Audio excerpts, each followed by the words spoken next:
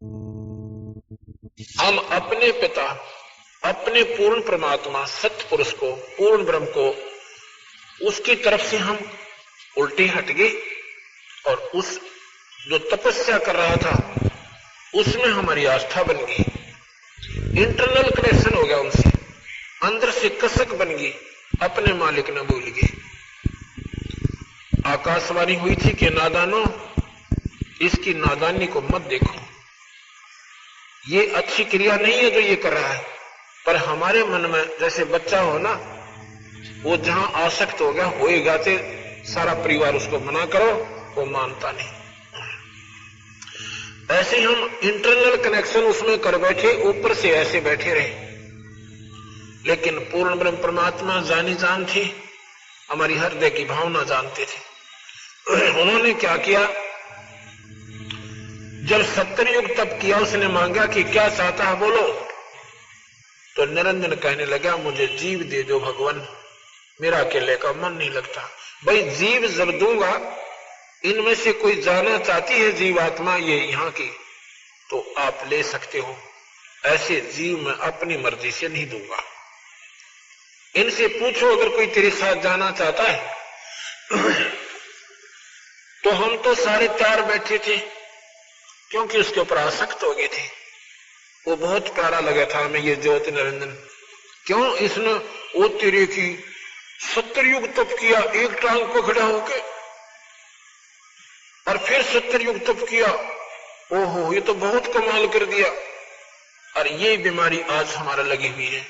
हम किसी साधु को अगर तपस्या करते हुए देख लें और कहते हैं ये महात्मा 12 वर्ष से खड़ा है, बैठता को नहीं है, तो उसका प्रतिफल क्या होगा, उसका रिजल्ट क्या होगा, इसका हमने नहीं बेरा। पर हम लोग जरूर जानते हैं भाई है बहुत मुश्किल काम है जो ये कर रहा है, और कुछ ना कुछ इसको बहुत अच्छी प्राप्ति होगी। नहीं, तप से राज राजमद मानम, जन्म तीसरे शुक्र सवानम। तप का प्रतिफल क्या होगा, इस जन्म में जो तपस्या कर रहे हैं, अगले जन्म में छोटे मोटे पद पोस्ट गवर्नमेंट में हिस्सा हो जाएगा। कोई डिप्टी कमिश्नर बन जाएगा, कोई डिस्ट्रिक्ट मजिस्ट्रेट लग जाएगा, कोई 5 साल एमएलए या एमपी रह जाएगा, कोई मंत्री के पद न पाकर राजी हो जाएगा, और तीसरे जन्म में कुत्ते की जूनी में जाएंगे, गधे बनेंगे जो राम नाम को नहीं जपते। तप से कोई प्राप्ति अच्छी नहीं होती। तप से राज और राजमद मानम, जब राजा बन जाता है ये प्राणी, इसमें बहुत अभिमान हो जाता है। अभिमान वश इतने आंदस कर बैठता है कि फिर अगले जन्म में पशु दुनिया में चला जाता है, गधा और कुत्ता बन जाता है। ये मुक्ति का मार्ग तप नहीं है। लेकिन हमारे लिए तो एक महान काम नजर आया था कि वो तेरे की देखो तो ये कितने दिनों से खड़ा है। तो जी हम अपने मालिक न भूल गए, उस पूर्ण ब्रह्म परमात्मा जो सुख दाता है, जो दयालु भगवान है। हम इस ज्योति निरंजन की इस ड्रामेबाजी पर आसक्त हो गए। तो ये आया हमारे पास, हम तो पहले प्रसन्न थे, इसके ऊपर आसक्त हो रहे थे। इसने कहा कि तुम मेरे साथ चलोगे, वहां पर स्वर्ग बनाऊंगा, इसे बढ़िया बढ़िया हीरे पन्ने जड़ूंगा, और वहां पर बाग बगीचे बनाएंगे, मौज मारा करेंगे, बड़े खुश रहेंगे। हमने तो कहने लगा जो जाना चाहता है हाथ खड़ा कर लो, सतपुरुष ने कहा, पूर्ण ब्रह्म ने। तो जी सबसे पहले जिस आत्मा ने हाथ किया था उसका ऑटोमेटिक नंबर भगवान के पास, पूर्ण ब्रह्म के पास पहुंच गया। और फिर हमने सभी ने ऐसे हाथ खड़े कर दिए, हाथ जोड़ दिए ऊपर ने कि मैं भी जाना चाहता हूं, मैं भी जाना चाहता हूं। असंख्यों प्राणियों ने इस काल निरंजन के साथ आने की स्वीकृति दे दी। जिस आत्मा ने पहले हाथ उठाया था उसको सतपुरुष ने अपने पास बुलाया कि ठीक है तुम जाना चाहते हो जाओ, पर एक काम करो कि हम तुम्हारे को जो इसको देना है ऐसे नहीं देंगे। उसकी लड़की बना दिया, बहुत खूबसूरत लड़की बना। उसका नाम क्या रखा, प्रकृति देवी। जिसको अष्टंगी कहते हैं। जगदम्बिका भी इसका नाम रखा गया, 8 भुजा जिसकी है। वो सुंदर लड़की बना दी। उस समय 2 भुजा थी, बाद में ये अपनी शक्ति प्रदर्शन के लिए 8 भुजा दिखा सकती है, नहीं 2 रूप में रहे, 2 भुजाओं के रूप में रहती है। उस लड़की को, प्रकृति को बनाया लड़की, और सभी जीवात्मा सूक्ष्म रूप में उसके अंदर प्रवेश कर दिया कि जितने जीव निरंजन चाहेगा, एक बार आप जबान से बोल देना, उतने जीव बन जाएंगे। शब्द से सृष्टि रची जाएगी। और जाओ निरंजन के पास, क्योंकि तुम निरंजन के अपनी सहमति से जा रहे हो, पर एक ध्यान करना, हम सभी आत्माओं को भगवान ने, सतपुरुष ने यह कहा था कि तुम ये सतनाम मत भूलना और ये सारनाम याद रखना। यदि तुम्हें वहां कोई आपत्ति हो, इस सतनाम और सारनाम का एक बार सिमरण करना हृदय से कसक के साथ, फिर मैं तुम्हें वापस ले आऊंगा। तो हमने सोचा बहुत अच्छा हो गया कि सतनाम और सारनाम हम याद रख लेंगे। वो और नाम है, ये सतनाम और सारनाम ऐसे नहीं, वो नाम न्यारे हैं, ये तो उनका एक वैसे प्रतीक बताता हूं। तो जी वो लड़की जो है इस काल निरंजन के पास, इसका नाम बाद में काल पड़ा, पहले ज्योत निरंजन था। ज्योत निरंजन के पास, ब्रह्म के पास वो लड़की लाकर छोड़ दी और कहा कि निरंजन, जितने जीव तू कहेगा ये लड़की एक बार मुंह से बोलेगी, उतने जीव बन जाएंगे। ऐसा कहकर के उसको ये लड़की दे दी गई। अकेली लड़की को पाकर इस ज्योत निरंजन के मन में एक विशेष विकार उत्पन्न हो गया। वो कामातुर हो गया और अपने आव भाव को बदलकर बुरी नजर से उस लड़की को देखने लगा। उसकी गंदी गतिविधि को देखकर माई ने कहा, इस लड़की ने कहा कि निरंजन मेरे पास सब शक्ति है, जितने जीव तो कहेगा मैं बना दूंगी, पर यह गंदी सृष्टि शुरू मत कर। पर नहीं माना, एक भी नहीं सुनी। इतना कामवश हो गया कि उस लड़की को जबरदस्ती करना चाहा। वो लड़की भी तो उसी बाप की बेटी थी, सूक्ष्म शरीर बनाया और उसके पेट में समा गई। वहां से पुकार की कि पिताजी, इस निरंजन ने मेरे साथ ऐसे ऐसे दुर्व्यवहार किया, मैंने अपनी इज्जत की रक्षा के लिए इसके पेट में शरण पाई है, मेरी रक्षा करो। अब कबीर साहब कहने लगे, यानी सतपुरुष कहने लगे, देखा ना ये कर दिए ड्रामे शुरू। उसने अपने पुत्र सहजदास से कहा कि जाओ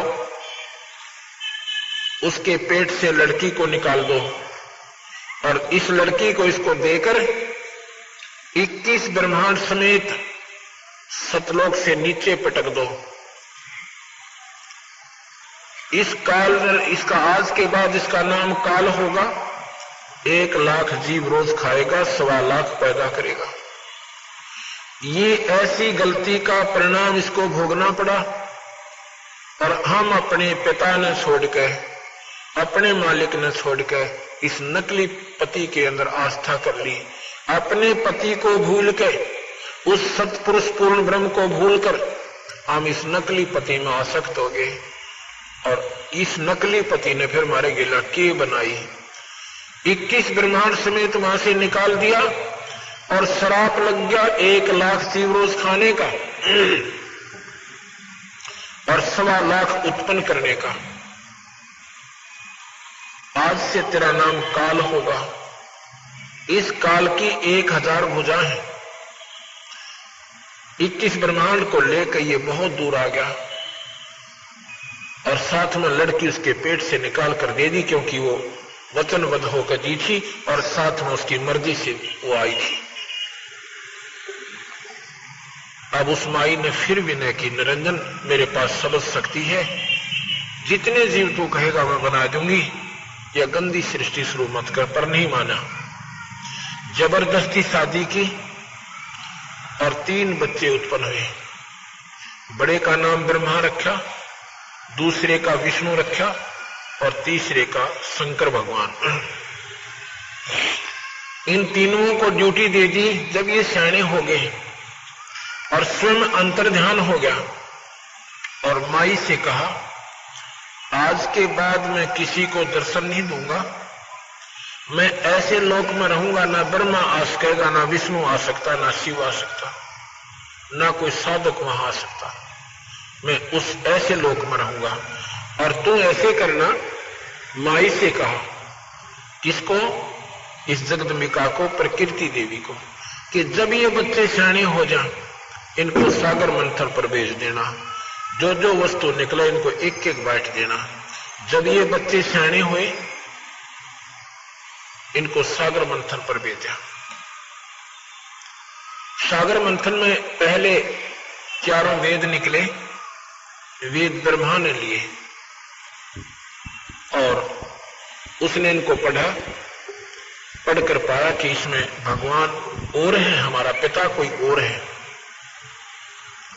तो माई ने कहा, माई से पूछा करते थे कि मां हमारा पिता कौन है? माई कहती थी, बेटा मैं ही तुम्हारा पिता हूं, मैं ही तुम्हारी मां हूं। क्यों कहती थी ऐसे? क्योंकि उसने प्रण कर लिया था निरंजन ने, आज के बाद मैं किसी को दर्शन नहीं दूंगा। अगर मां कह देती कि तुम्हारा पिता ऐसे ऐसे वहां रहता है और बच्चे कहते हम तो पिता के पास जाएंगे, और बच्चे जिद ला लेते, तो मां कहां ले जाती? ना वहां माई जा सकती, ना ब्रह्मा विष्णु महेश जा सकते। इसलिए मां ने झूठ बोल दिया कि बेटा तुम्हारा कोई पिता कौन है, तुम्हारा पिता नहीं है, मैं तुम्हारी मां हूं, मैं तुम्हारा पिता हूं। जब वेद पढ़े ब्रह्मा ने, उसमें पाया कि सृष्टि का एक और मालिक है, 21 ब्रह्मांड का कोई और मालिक है जिसका नाम ब्रह्म है। उसकी साधना पाने की क्या है कि योग समाधि है, ध्यान लगाएंगे और पिता के दर्शन कर लेंगे। तो ब्रह्मा बोला, मां आप झूठ बोलती हो। अब कैसे मां? बेटा कि वेदों में लिखा है कि हमारा मालिक हमारा पिता और है, उसका ज्योत में शरीर है, यानी प्रकाश में परमात्मा है। मैं उसको ढूंढूंगा, वेदों में विधि लिख रखी है, समाधि लगाऊंगा। माई कहने लगी, बेटा समाधि लिख रखी है पर पावक होना। शेरा वाली कहती है ब्रह्मा के पुत्र ये तुझे मिलेगा नहीं। अगर नहीं मां तू फिर झूठ बोलती है। ब्रह्मा ने 4 युग तक समाधि लगाई और निरंजन के दर्शन नहीं हुए, ब्रह्म के दर्शन नहीं हुए।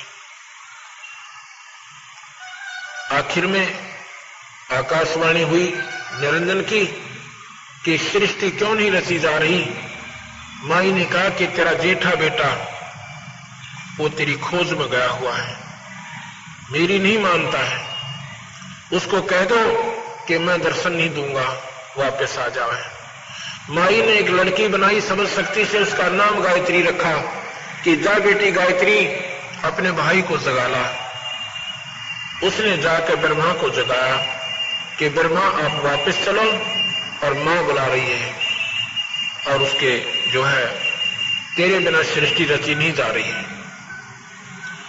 ब्रह्मा कहता, गायत्री मैं चल तो पड़ूं पर मां के आगे झूठा हो जाऊंगा। मैंने कहा था या तो दर्शन करके आऊंगा नहीं तो नहीं आऊंगा। तो भाई फिर एक काम करे, तो मेरी झूठी गवाही दे देना। गायत्री से ये ब्रह्मा कहता है कि मेरी झूठी गवाही दे देना कि मैंने पिता के दर्शन हुए, तो मैं चलूं, नहीं तो मैंने शर्म आवे, मां के सामने नहीं जाऊंगा। गायत्री बोली, एक काम करते हैं, मैं एक लड़की और तैयार कर देती हूं समझ शक्ति से। उसने अपनी समझ शक्ति से एक लड़की और तैयार की और कहा कि अब हम तीनों दोनों आपकी गवाह बन जाएंगे, अब चलो। यहां पर ऐसी प्रक्रिया लिखी है कि हम यहां बता भी नहीं सकते आपको, ऐसा उनका जो व्यवहार वहां पर था। तो क्या होता है, तीनों अपना सलाह मशवरा करके आ जाते हैं। माता पूछती है कि बेटा ब्रह्मा अखामा पिता के दर्शन हुए? अकोगे माता जी? भाई कोई प्रमाण बताओ कि ये दोनों गवाह हैं, इनसे पूछो। उनसे पूछा, क्यों भाई तुम्हें इसने दर्शन हुए पिता की? कहा जी हमारे सामने दर्शन देकर गए वो तो। अब माई ने सोचा, बड़ी भाई कमाल की बात होगी, मुझे तो कहता मैं किसी को दर्शन नहीं दूंगा, पृथ्वी इधर से उधर हो सकती है, और इधर से इनको दर्शन दे दिए। तो वो माई अक्षुब्ध होकर, निरंजन से नाराज होकर अपने पति थे और एक तरफ बैठ जाती है, कहती संभाल तेरे डमडमे ने, मुझे कहता है दर्शन नहीं दूंगा, इनको तूने दर्शन दे दिए। आकाशवाणी आती है उस निरंजन की, ब्रह्म की, कि ये तीनों झूठ बोल रहे हैं, मैंने कोई दर्शन नहीं दिए इनता ही। आकाशवाणी जब हुई तो माई आई करड़ी हो गए और गुस्से में आकर कहती कि नादानो तुम झूठ बोलता है ब्रह्मा, मेरे को आकाशवाणी हुई तुम्हारे पिता की कि मैंने दर्शन नहीं दिए, ये झूठ बोलते। फिर वो सहम गए, घबरा गए, अगे तो थारी पोल पाट गई, हंसने लग गए, कहने लगे मां मैंने तो न्यू सोची थी कि मां का आगे नो का नो जाऊंगा, मैंने शर्म लगेगी, और मैं तो झूठ बोलती थी, तीनों ने हमने मिलकर झूठ बोलती थी। तो ब्रह्मा को श्राप दे दिया माता ने, इस शेरा वाली ने, प्रकृति देवी ने, कि तेरी जग में पूजा नहीं होगी, और तेरे जो विद्वान होंगे ना, तेरे अनुयायी जो ज्ञानी पुरुष बन जाएंगे, वो तेरे जैसे ढोंगी और पाखंडी होंगे, दुनिया ने ठगा करेंगे, झूठ नहीं बोला करेंगे, सच्चाई नहीं बताया करेंगे और गुमराह कर देंगे सभी को। ब्रह्मा बेहोश हो जाता है ये बात सुनकर। गायत्री को श्राप दे दिया कि तू गौ बनेगी, और उसको उपवती थी दूसरी लड़की, उसको श्राप दे दिया कि तू गंदी जड़ी बूटी होगी, गंदगी में रहा करेगी, तूने झूठ बोला, ऐसे ऐसे गलत काम भी किए। जब ये तीनों को श्राप दे चुकी तो आकाशवाणी हुई उस काल निरंजन की कि प्रकृति तेने श्राप नहीं देना चाहिए था, अब मैं तुझे श्राप देता हूं कि तू पार्वती तो द्रौपदी बनेगी द्वापर युग में, और तेरे 5 पति होंगे। अब माई कहती है कि निरंजन कितने नाच नचाले, तेरे वश होगी, अपनी गलती से मर गई मैं तेरे ऊपर और फंस गई, तेरे चुकर नाच नचाले। ठीक है, एक तरफ तो कहता है कि सृष्टि चलाओ, इन बच्चों को डराऊं धमकाऊं नहीं तो यहां कैसे सृष्टि चलेगी, ऊपर से मेरे को श्राप दे रहा है, ठीक है मैं तेरे वश हूं, कुछ भी कर ले। तो वही ये शेरा वाली पार्वती बनकर आई थी ना, पार्वती के क्षमा करना, ये द्रौपदी का उसी का अवतार थी। अब क्या होता है, दूसरी बार फिर सागर मंथन करवाया, जो बच्चे सियाने हो गए, बड़े बड़े हो गए। दूसरी बार जब सागर मंथन हुआ तो 3 लड़कियां निकली सागर मंथन में। बड़ी का नाम सावित्री रखा, ब्रह्मा से ब्याह दी। दूसरी का नाम लक्ष्मी रखा, विष्णु से ब्याह दी। और तीसरी का नाम उमा रखा, जो शिव से शंकर जी आकर शादी कर दी। और यहां से ये काल निरंजन की सृष्टि शुरू होती है। अक्षर पुरुष एक पेड़ है, निरंजन वाकी डार, ये तीनों देवा शाखा है भाई, पात्रो संसार। ध्यान से सुनना इस दोहे को। अक्षर पुरुष है परब्रह्म और निरंजन है ब्रह्म, और तीनों देवा फिर शाखा है, ये पात्रो। अक्षर पुरुष एक पेड़ है, यानी परब्रह्म एक पेड़ है और ब्रह्म उसकी डार, डार माने मोटी डारी, एक तो तना जो नीचे निकले जमीन से ऊपर, उसको तो समझो परब्रह्म, उसका मोटा डाला लगा हुआ, मोटी तना है, वो डार है, उसको समझो यो निरंजन। और उस मोटी डार का फिर 3 शाखा है, ये ब्रह्मा विष्णु में। लेकिन जो जड़ रूट है, नीचे जो रूट रहेगी ना जड़, वो पूर्ण ब्रह्म है। अब यहां ध्यान से सुनना, इस एक दोहे से, इस एक ही दोहे में सारी सृष्टि को महाराज ने बता दिया परब्रह्म एक पेड़ है और ब्रह्म बाकी डार और ब्रह्मा विष्णु शाखा है, ये पात रूप संसार, ये समझ लो इसको। और रूट कौन है? वो पूर्ण ब्रह्म है, जहां से सारी सृष्टि निकल कर आई है। अब यहां पर आपको मैं कबीर साहब की वाणी सुनाता हूं और इससे आपको ज्ञान होगा। ये जो कथा मैंने आपको बताई है, इसको कथा मत समझना, ये सच्चाई से परिपूर्ण समझना। धर्मदास जी को कबीर साहब बताते हैं, धर्मदास ये जग बोराना, कोई न जाने पद निर्वाणा, यही कारण मैं कथा पसारा, जग से कहिए एक राम नियारा।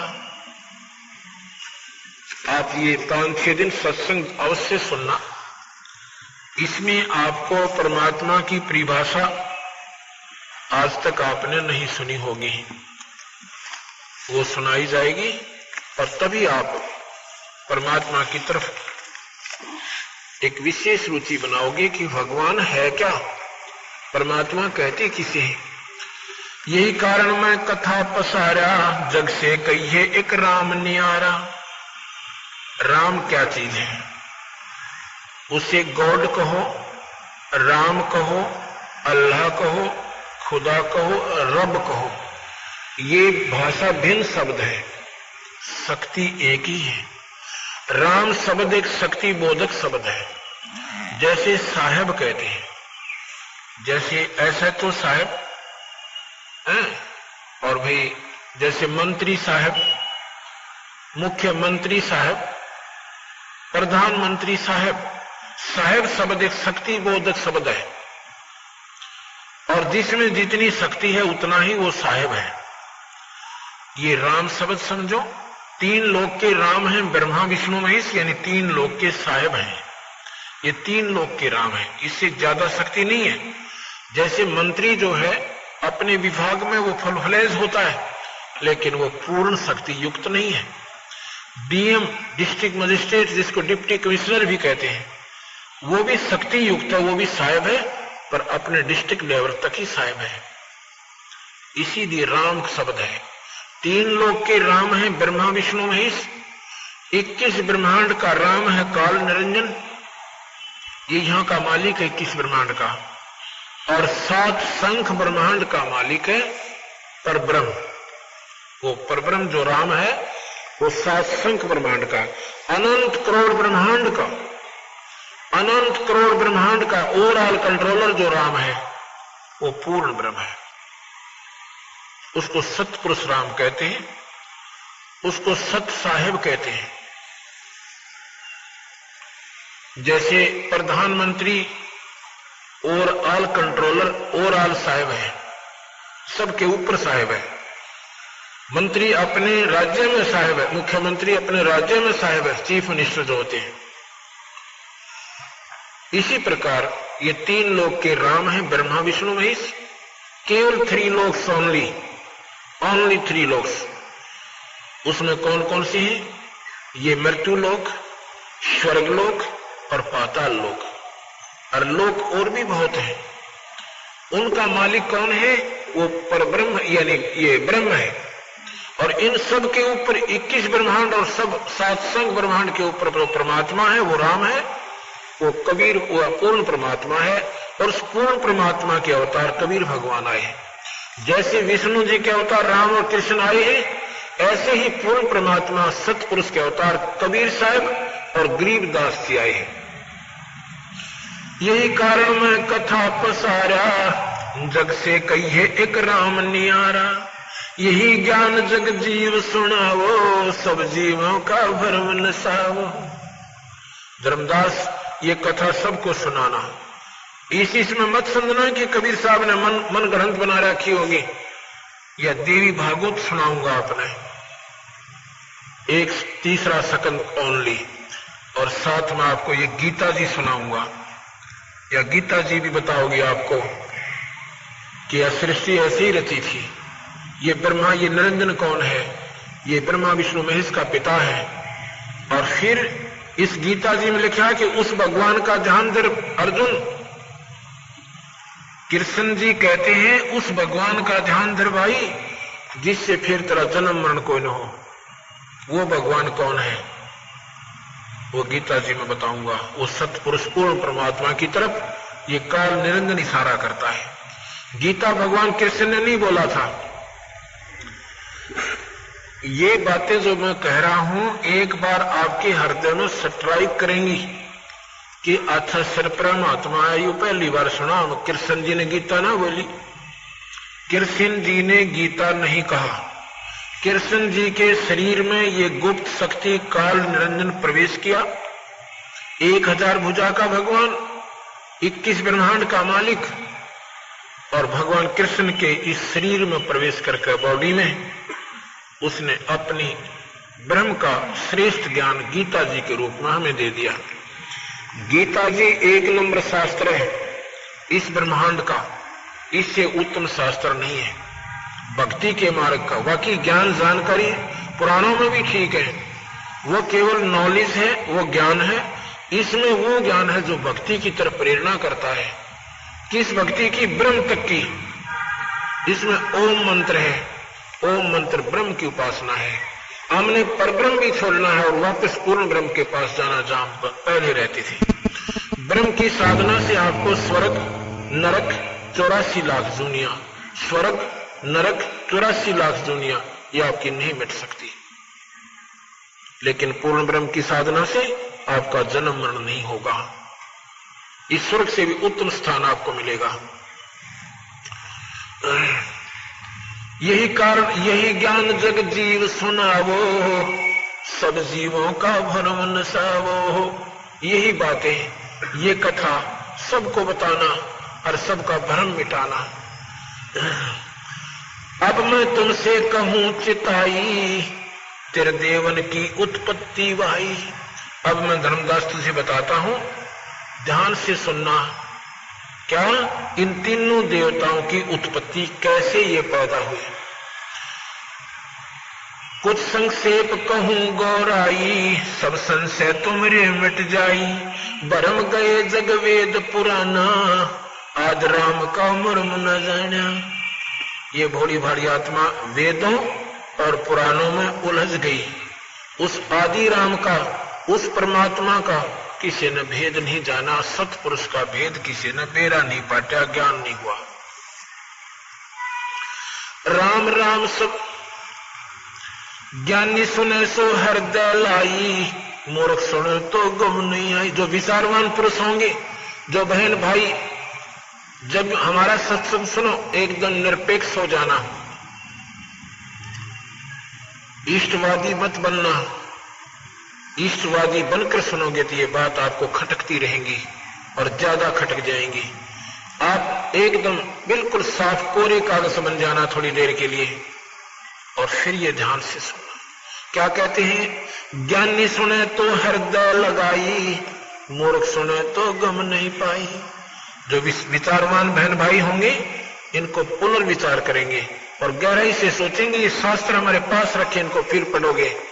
ये शास्त्र किसी जाति मजहब के नहीं है, नहीं, ये उस समय लिखे गए थे जब कोई जाति थी। ये मजहब नहीं थे, जातियां वर्णाधार पर थी, कर्म आधार पर थी। अब तो हमने परंपरा बना दी। जो चाम का काम नहीं करते उनको भी चमार कह रहे हैं। अब चरमकार कौन होते हैं? जो चाम का काम करे, वो किसी जाति के भी। तो उस जब ये लिखे गए थे ना कोई हिंदू था, ना मुसलमान था और ना ही कोई सिख या ईसाई था। ये मानव मात्र के यानी बहुत पुरातन शास्त्र हैं आत्म कल्याण के लिए। जब हम इन शास्त्रों को देखते कहते थे हिंदुओं के हैं, हिंदू भी ना थे उस समय। महाभारत में आपने सुना हिंदू कहीं? महाभारत में हिंदू नाम भी नहीं था, ना मुसलमान था, ना कोई और था। उस समय के ये शास्त्र लिखे हुए, ये निरपेक्ष शास्त्र है, ये बिल्कुल सही शास्त्र है।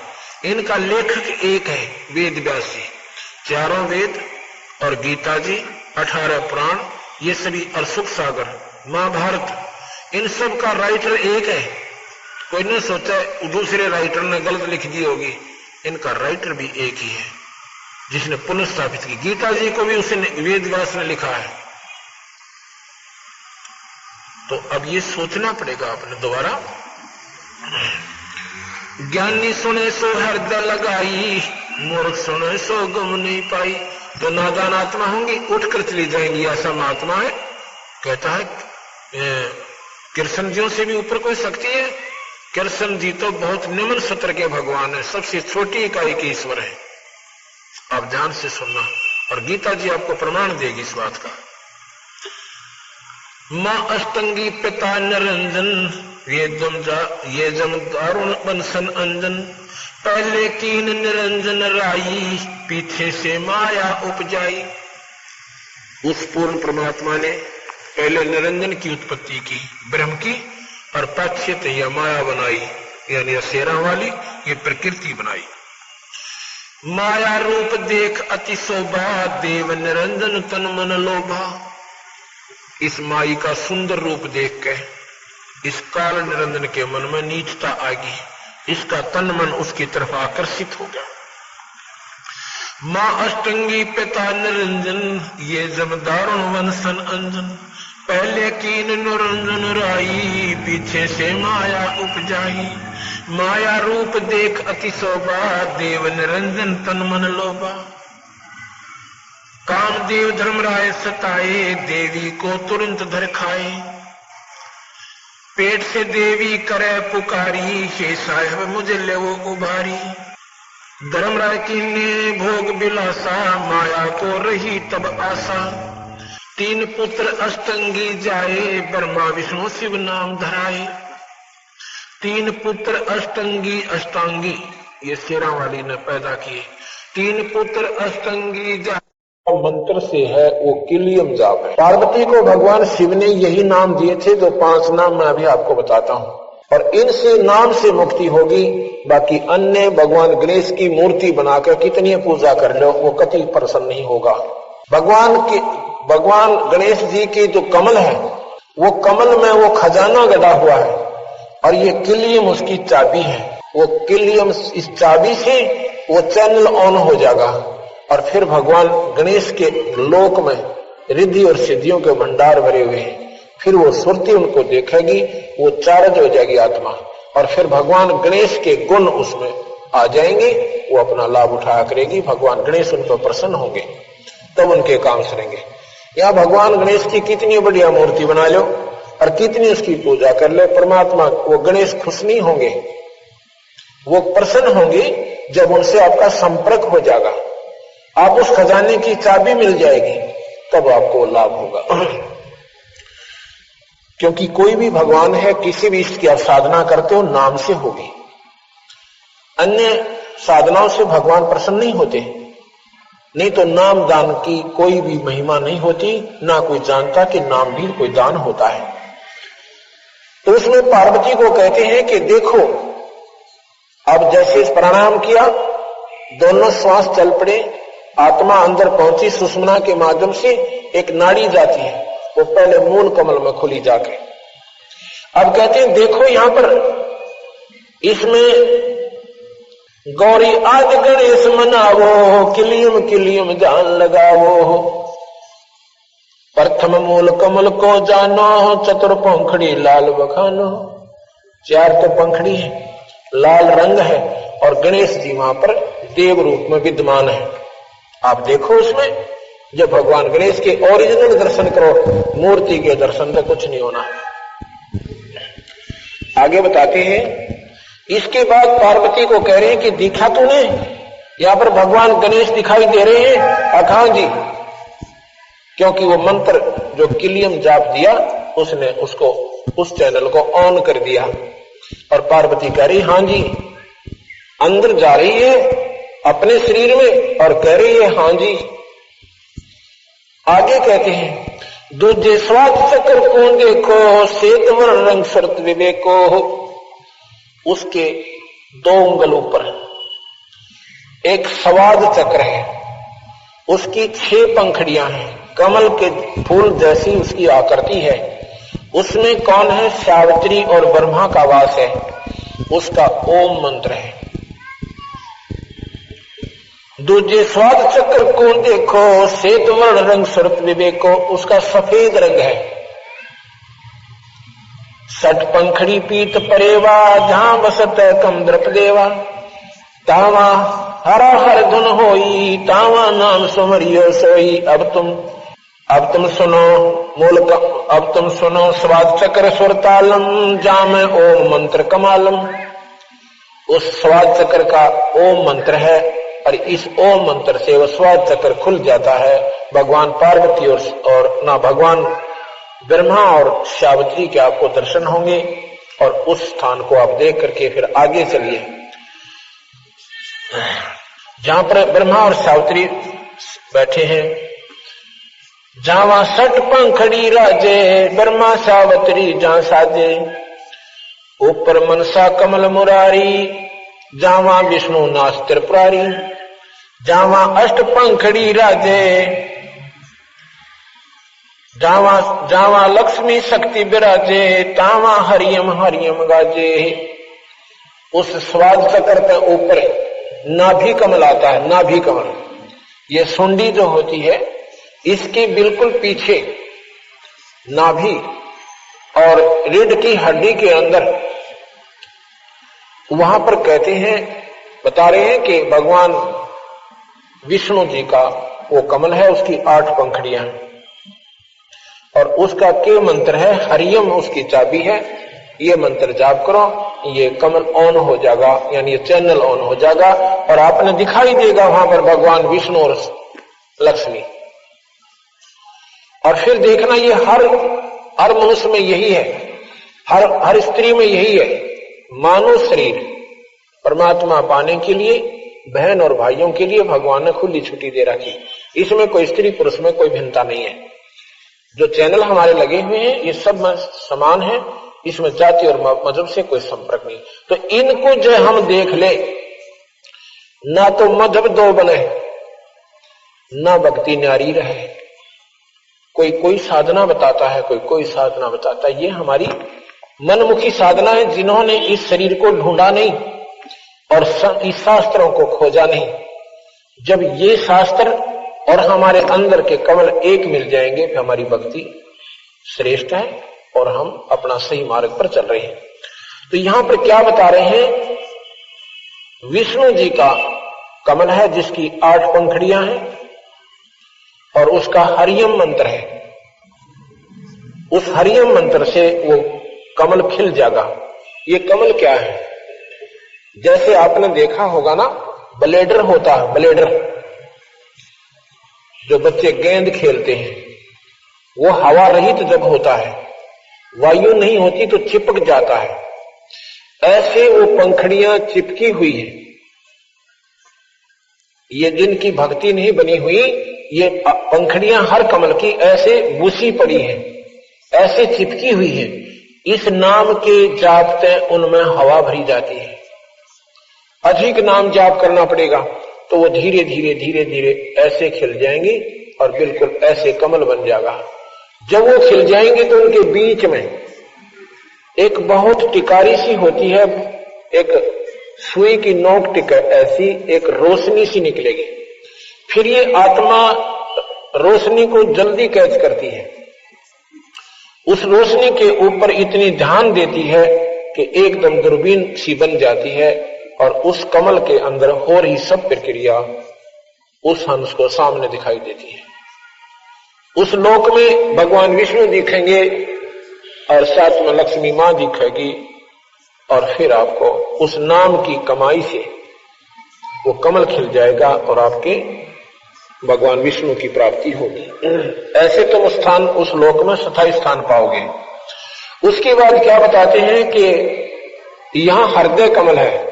ये दोनों सतनों के जो निशान हैं इनके पैरेलल आ जाइए यहां और बिल्कुल बैकबोन के पीछे, तो वहां पर हृदय कमल है। ये दिल नहीं, एक कमल है न्यारा, हृदय माने बीच में, मध्य। उसमें 12 पंखड़ी का एक अंतड़ियों की बनी हुई कमल के फूल की आकृति है, उसकी 12 पंखड़ियां यानी पतियां हैं और उसमें सोहम मंत्र है उसका। उस सोहम नाम से वो खिल जाता है और खुल जाता है, चैनल ऑन हो जाता है। भगवान शिव के लोक की पार्वती और शिव आपने दिखाई देंगे और फिर आपकी भक्ति उस लोक की प्रफुल्लित हो जाएगी।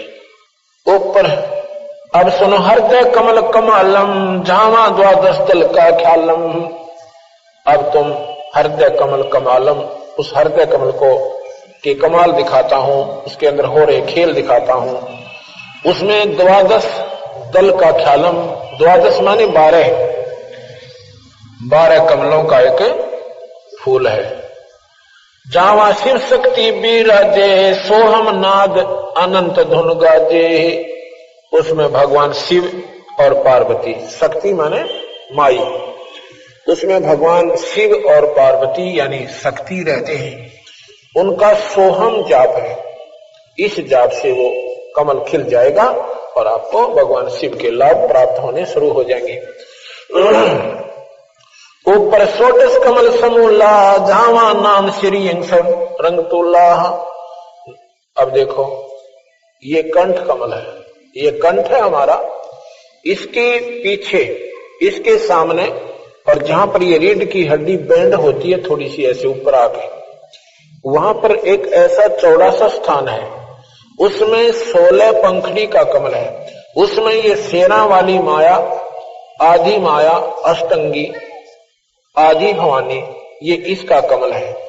इसका सीरियम जाप है, सीरियम, और सीरियम जाप से ये कमल, ये चैनल खुल जाता है और उस माई का जो भी वहां पर आपको दिखाई देगा वो स्वयं देखने से ही बनेगा। दो दल कमल परेखा ध्यानो, दो दल कमल परेखो ध्याना, ब्रह्मरंद्र की घाटी जाना, बंकापुर बंकी है नगरी, घाट बाट कुछ पंथ न डगरी। अब क्या बताते हैं, इसके ऊपर चलो आगे, त्रिकुटी आएगी, उसमें दो पंखड़ियों का कमल है, एक पंखड़ी सफेद है, एक काली है। यहां से ऊपर एक और नाम चलता है, उसको सत्य नाम कहते हैं। वो फिर आपको त्रिकुटी से ऊपर आगे लेके जाएगा। उसके बाद क्या है, यहां पर एक 1000 पंखड़ी का कमल है। ये जो शिखा है ना, शिखा, चोटी जिसे कहते हैं, इसके नीचे 1000 पंखड़ियों का एक कमल बना हुआ है। उसमें निरंजन भगवान रहते हैं, ज्योति निरंजन, जिसको निरंकार ईश्वर कहते हैं, जिसको प्रकाश में परमात्मा कहते हैं, जिसे ब्रह्म कहते हैं। और उनका जो, उनको प्राप्ति क्या है, उसकी विधि न्यारी है। यहां तक तो ये कमल इन मंत्रों से खुल जाएंगे। उसके बाद एक श्वास का सिमरण होता है, उस श्वास के सिमरण से हम उस निरंजन के लोक में पहुंचेंगे। ये यहां के पंतांजलि योग दर्शन, वशिष्ठ योग, इसमें केवल सहस्रार कमल तक के मार्ग तक का ही मार्गदर्शन है। अब हमारा यहां से मार्ग और ऊपर को शुरू होता है, क्योंकि ये ब्रह्म तक की प्राप्ति का साधन है। हमने ब्रह्म को छोड़ पार ब्रह्म, और पार ब्रह्म को छोड़ हमने पूर्ण ब्रह्म को प्राप्त करना है। आपने 3 नाम सुने होंगे, ब्रह्म सुना होगा, आपने परब्रह्म भी सुना होगा, आपने पूर्ण ब्रह्म भी सुना होगा। अब यहां से हमारा जो कबीर भगवान का, कबीर साहब का जो मत है, अब यहां से आगे शुरू होता है। पार्वती ने सहस्रार कमल तक की उपलब्धि की, इन 5 नामों का जाप किया, उनको चौथी मुक्ति प्राप्त हुई। जब तक भगवान शिव रहेंगे, पार्वती उनके साथ रहेगी, अब मरेगी नहीं। लेकिन एक समय आएगा कि भगवान शिव भी मरेंगे और पार्वती भी मरेगी। वो कब आएगा, जब कल्प का अंत होगा। गीता जी में लिखा है कि अर्जुन जब ये कल्प अंत होगा, ना ब्रह्मा रहे, ना विष्णु रहे, ना शिव रहे, और ना इनके ये लोक रहे, ना स्वर्ग रहे, केवल उस टाइम एक ब्रह्मलोक रहेगा। ब्रह्मलोक क्या है, ये आपको थोड़ी कथा सुनाता हूं, क्योंकि हमारी जो कबीर साहब की जो प्रक्रिया, कबीर साहब के बारे में जानकारी हम क्या बताना आपको चाहते हैं, वो इस कथा के बाद शुरू होगी। जब तक हमारे आपने ये कथा याद नहीं होगी जो मैं अब सुनाने जा रहा हूं, तब तक आप ABCD कबीर साहब के बारे में नहीं जान सकते। इस कथा को मैं रोजाना सुनाऊंगा 5-6 दिन, क्योंकि ये इस कथा के बिना हमारे सारे शास्त्र अधूरे हैं, इनकम्प्लीट हैं। आपने विष्णु पुराण पढ़ा हो, उसमें लिखा है कि विष्णु सर्वशक्तिमान है और विष्णु जी से ही ब्रह्मा और शिव की उत्पत्ति हुई है। अगर नहीं पढ़ा हो तो ये मेरे पास रखा है, इसको पढ़ सकते हो। अच्छा, फिर शिव पुराण में क्या लिखा है कि भगवान शिव से, ये शिव महापुराण है, भगवान शिव से ब्रह्मा और विष्णु की उत्पत्ति हुई। आप देखना मैं क्या कहना चाहूं। आपने सत्संग बहुत सुने होंगे, क्योंकि जो पुण्यात्मा है वो परमात्मा की तलाश में है, और ढूंढते भी रहना चाहिए, घूमते भी रहना चाहिए। ज्ञान सब संतों के सुनने चाहिए, लेकिन जब आपका समय आएगा अपने आप आपको ज्ञान हो जाएगा कि हम कहां खड़े थे। ये देवी भागवत महापुराण ये पढ़िए, इसमें क्या लिखा है कि ये ब्रह्मा विष्णु महेश की माता है। शेरा वाली ये जो माता आप देख रहे हो शेर पे, ये ब्रह्मा विष्णु महेश की माता है। तीसरे सकंद में पढ़ियो इसको। और इनके पिता कौन है? ज्योत निरंजन सनातन भगवान, और यह इनकी मां से तीनवा की, ब्रह्मा विष्णु महेश की ये माता है। और इनके पिता कौन है? ज्योत स्वरूपी निरंजन ब्रह्म सनातन भगवान। गीता जी के 5वें अध्याय के, गीता जी के 14वें अध्याय का 3, 4, 5 श्लोक पढ़िए। उसमें यही निरंजन भगवान कहता है, ब्रह्म कहता है, भगवान कृष्ण के शरीर में प्रवेश करके 1000 भुजा का भगवान है वो काल निरंजन, उसको काल निरंजन भी कहते हैं। तो वो कहता है कि प्रकृति तो मेरी पत्नी है। प्रकृति कौन? ये शेरा वाली। और ये सब संसार इसी से उत्पन्न होता है। आगे कहते हैं कि ब्रह्मा विष्णु महेश ये प्रकृति से उत्पन्न हुए, इस शेरा वाली से उत्पन्न हुई। 14वें अध्याय का 3, 4 और 5वां श्लोक आप पढ़ सकते हैं। अब मैं क्या बताना चाहूं तो इन सारे शास्त्रों को सुचारू करेंगे कबीर साहब के ज्ञान से। आपने ब्रह्म सुना, परब्रह्म सुना और पूर्ण ब्रह्म सुना, लेकिन इसका भेद नहीं पाया। हम किसी विद्वान पुरुष से पूछते थे कि ब्रह्म और परब्रह्म में क्या अंतर है, वो कहते थे वही ब्रह्म है वही परब्रह्म है। ऐसा नहीं है।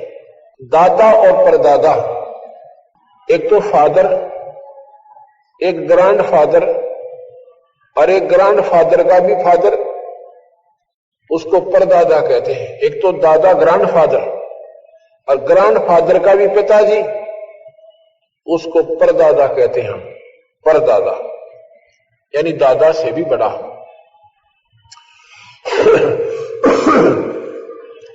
ब्रह्म और परब्रह्म और पूर्ण ब्रह्म, ये 3 परमात्मा है, ये 3 भगवान है। ब्रह्म 21 ब्रह्मांड में इसकी प्रभुता है। इस ब्रह्म के 3 बेटे हैं, ब्रह्मा विष्णु महेश। इन तीनों को 3 लोक का राज्य दे रखा है। 3 लोक के अंदर इनकी प्रभुता है। ब्रह्मा शरीर बनाता है, विष्णु पालता है और शिव जी संहार कर देता है। ये काहे को, ऐसा क्यों करते हैं ये नहीं मालूम, हम बताएंगे। एक समय की बात है, एक धर्मदास नाम के सेठ थे। वो भी जैसे हम अपनी साधनाओं पर आरूढ़ हैं, वो भी ऐसे आरूढ़ थे। राम और कृष्ण के तगड़े उपासक थे, उपवास रखते थे, एकादशी का व्रत रखते थे, तीर्थों पर घूम कर अपनी मुक्ति चाहते थे।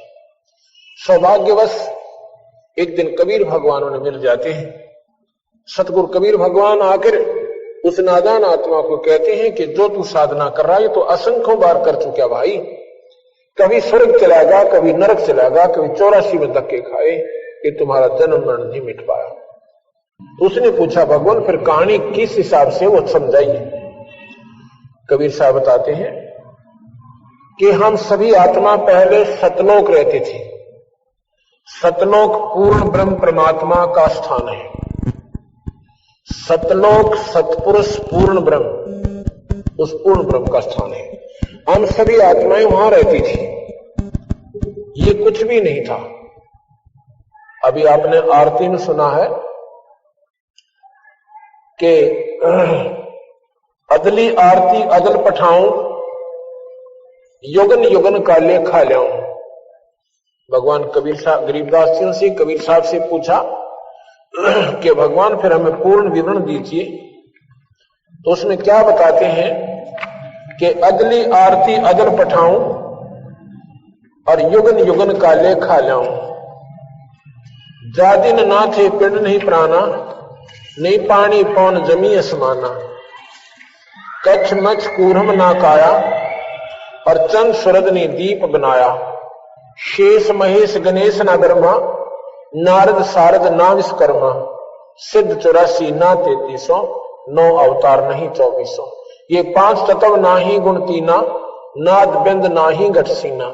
चित्रगुप्त ना कर्तरंबाजी, धर्म राय ना पंडित काजी।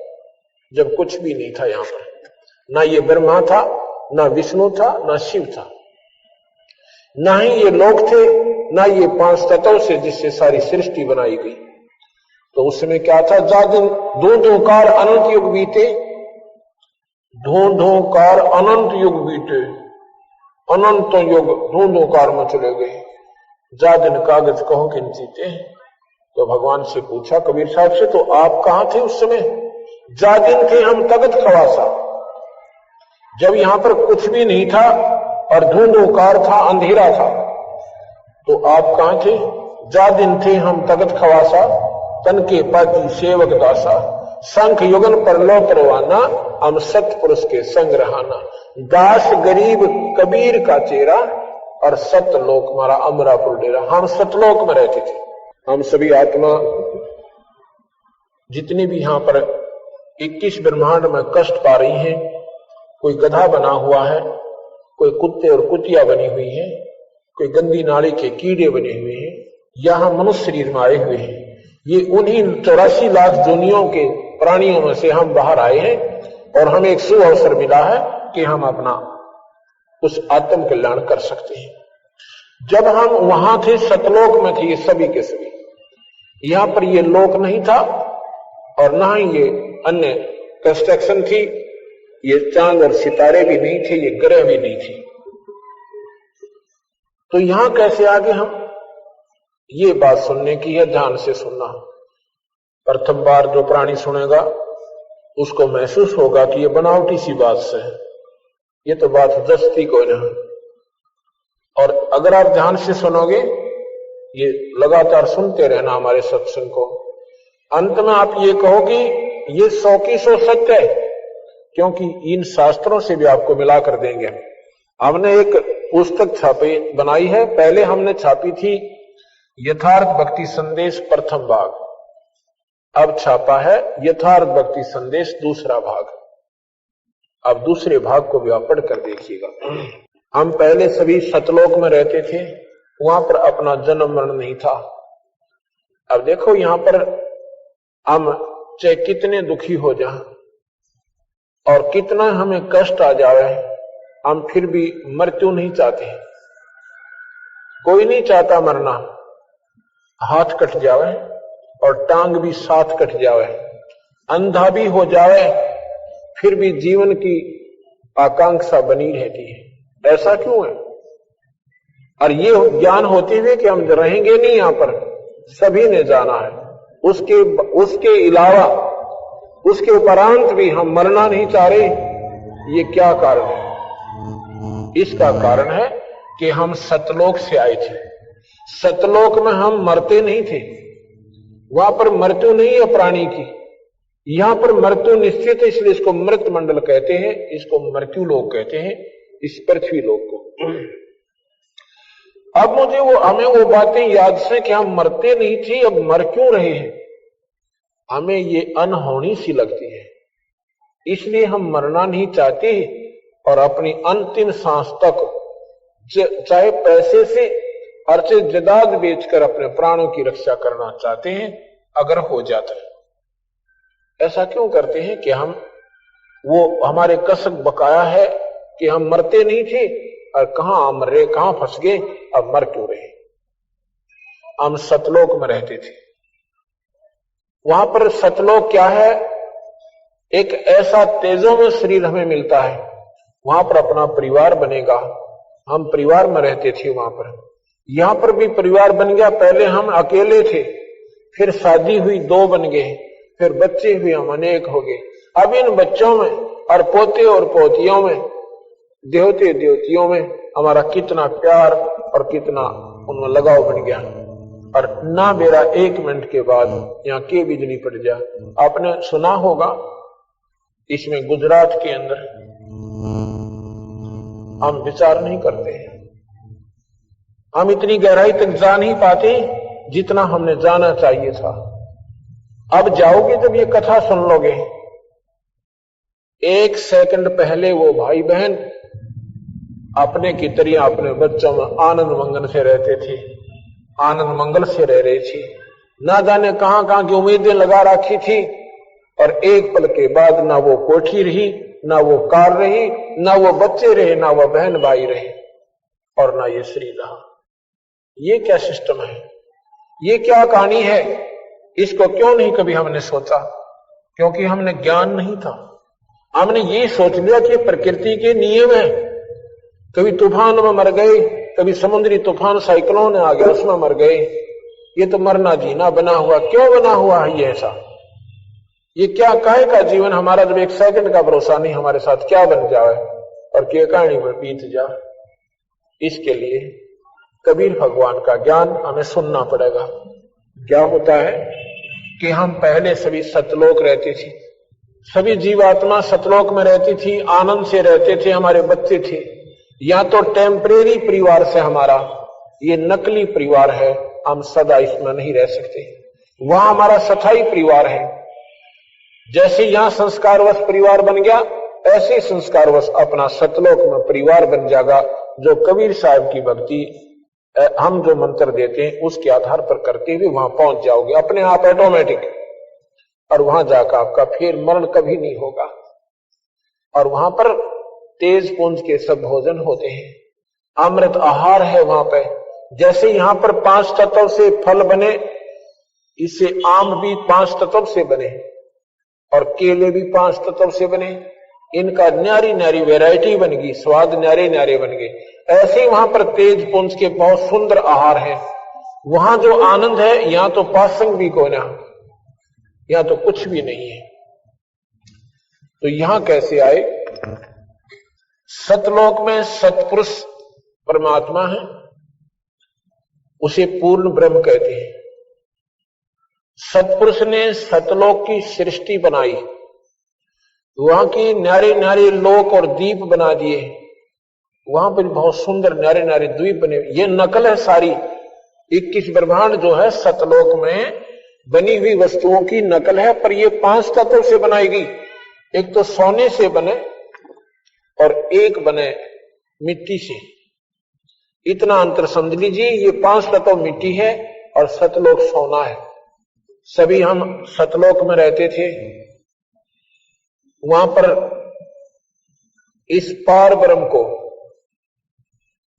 पार अचिंत नाम के एक पुत्र को, जो सतपुरुष का पुत्र है, उसको कहा गया कि आप यहां के ये कंस्ट्रक्शन करो सतलोक की। उस अचिंत ने अपनी शब्द शक्ति से इस पार ब्रह्म की उत्पत्ति की, जिसे अक्षर पुरुष कहते हैं। उसने अपना सहयोगी बना दिया कि अब तू इसकी कंस्ट्रक्शन कर, यहां की सतलोक की। पार ब्रह्म जो है वहां पर अमृत सरोवर है। अमृत सरोवर में जाकर और आनंद से लेट जाता है, निंद्रा आ जाती है। और काफी वर्षों तक सृष्टि वहां लोक नहीं रचे जा रहे हैं सतलोक के। तो पता चला, सतपुरुष ने कहा कि वो चिंत खड़ा हो, आवाज नहीं सुनी। उसमें एक अमृत तत्व से एक अंडा बनाया, उस अंडे को उस अमृत सरोवर में डाल दिया। बहुत बड़ा अंडा, एग। और जब वो अमृत में उस सरोवर में जा रहा है गड़गड़ गड़गड़ करता हुआ, तो पार ब्रह्म की आंखें खुल जाती हैं, निंद्रा भंग हो जाती है। जब निंद्रा भंग होती है, इंसान एक कोपित नजर से देखता है। जो कच्ची नींद उठ जाते हैं, कच्ची निद्रा भंग होती है तो कुछ क्रोध से सा होता है। उस कोप से उसने दृष्टि से देखा, किसने? पार ब्रह्म ने। तो उस अंडे को देखा तो वो फूट जाता है, अंडा दो भाग हो जाता है। उसमें से इस ब्रह्म की उत्पत्ति हुई। अब ध्यान से सुनना, उस अंडे से इस निरंजन की उत्पत्ति हुई, ज्योति निरंजन की। ज्योति निरंजन कहो, इसे ब्रह्म कहो। तो जब ये अंडा फट गया, उसमें वो निकला, आकाशवाणी हुई सतपुरुष की। उन्होंने कहा कि तुम दोनों बाहर आओ। परब्रह्म से कहा कि तेरी ड्यूटी लगाई थी कि तूने यहां सृष्टि रचनी थी, यहां की कंस्ट्रक्शन करनी थी, और तू निंद्रा में था, इसलिए हमने तेरे को जगाने के लिए ये अंडा छोड़ा था। अब तेरी दृष्टि से ये फूट जाने से इसमें से ज्योत निरंजन निकला। अब उन तीनों को, अचिंत, पारब्रह्म और ब्रह्म, ब्रह्म कहो, ज्योत निरंजन कहो, इसे काल भगवान कहो, और परब्रह्म, ये तीनों एक लोक में रहने लगे। कुछ दिनों के बाद इस ज्योत निरंजन के मन में आता है कि ये स्थान हमारे लिए बहुत कम है। बाकी 16 भाई हैं, वो तो न्यारे न्यारे रह रहे हैं और हम एक लोक में रह रहे हैं। तो इसके मन में के खरपतवार हो गया कि मैं अपना न्यारा राज रचूं, और राज पाने के लिए तप करना होता है। 70 युग तक इस काल भगवान ने, ज्योत निरंजन ने, इस ब्रह्म ने 70 युग तक उस पूर्ण ब्रह्म परमात्मा का आसरा तकिया और तप किया।